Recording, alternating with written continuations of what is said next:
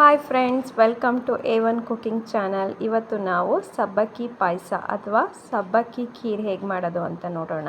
ಮೊದಲಿಗೆ 1.5 litre good life ಹಾಲು, 1 ಸೋರೆಕಾಯಿ ಸಣ್ಣದಾಗಿ ತುರಿದಿಟ್ಕೊಂಡಿರೋದು, 1/4 ಕಪ್ ಡ್ರೈ ಫ್ರೂಟ್ಸ್ ಅಂದರೆ ಬಾದಾಮ್ ಮತ್ತು ಗೋಡಂಬಿ, 1 ಕಪ್ ನೈಲಾನ್ ಸಬ್ಬಕ್ಕಿ, 4 ಏಲಕ್ಕಿ, ಚಕ್ಕೆ 1 ಇಂಚು ಮತ್ತು 4 ಲವಂಗ, 1/4 ಕಪ್ ತುಪ್ಪ ಮತ್ತು 2 ಕಪ್ ಸಕ್ಕರೆ, 1 ಟಿನ್ ಮಿಲ್ಕ್ ಮೇಡ್. ಮೊದಲಿಗೆ ಒಂದು ಪಾತ್ರೆಯಲ್ಲಿ 2 ಕಪ್ ತುಪ್ಪನ 2 ಟೇಬಲ್ ಸ್ಪೂನ್ ತುಪ್ಪನ ಹಾಕಿ ಚೆನ್ನಾಗಿ ಬಿಸಿ ಮಾಡ್ಕೋಬೇಕು.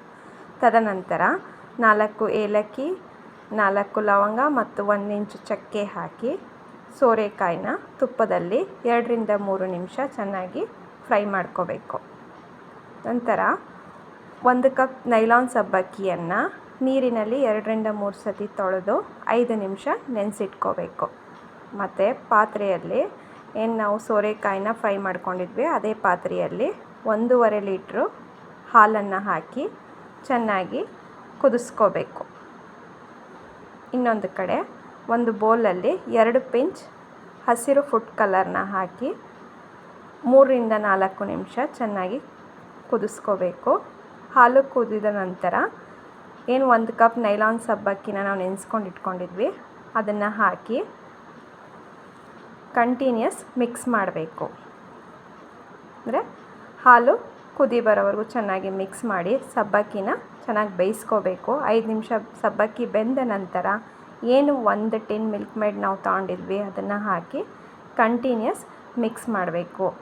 ಇಲ್ಲಾಂದರೆ ಸಬ್ಬಕ್ಕಿ ಕೆಳಗಡೆ ಸೀದೋಗೋ ಚಾನ್ಸಸ್ ಇರುತ್ತೆ.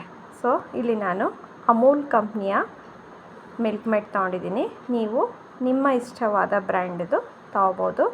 ತದನಂತರ 2 ಕಪ್ ಸಕ್ಕರೆ ಹಾಕಿ ಕಂಟಿನ್ಯೂಸ್ ಮಿಕ್ಸ್ ಕೊಡಬೇಕು.